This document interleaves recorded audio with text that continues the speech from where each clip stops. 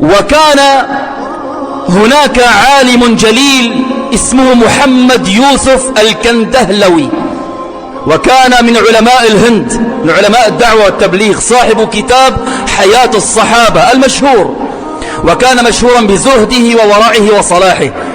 فأقبل الناس عليه يشتكون له غلاء الأسعار، فقال لهم: اسمعوا إلى هذا القول العجيب الدقيق الموزون. قال لهم: الناس والأشياء عند الله ككفتي ميزان.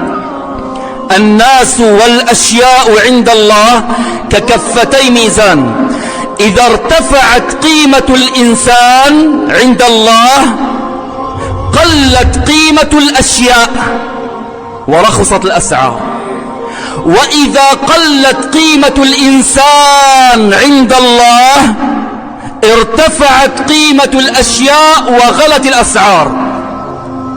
فارفعوا قيمتكم عند الله، يخاطب الناس: فارفعوا قيمتكم عند ربكم.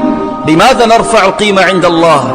بالإيمان والعمل الصالح حتى ترخص الأسعار. ثم يكمل قوله يقول: ألم تسمعوا قول الله تعالى: ولو أن أهل القرى آمنوا واتقوا ماذا فعلنا؟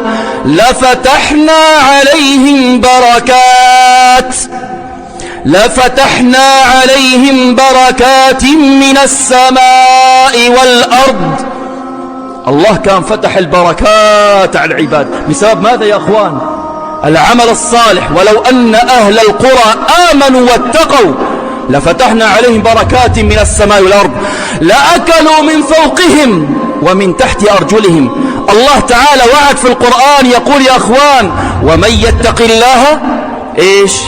يجعل له مخرجا ويرزقه من حيث لا يحتسب. هذا وعد من الله.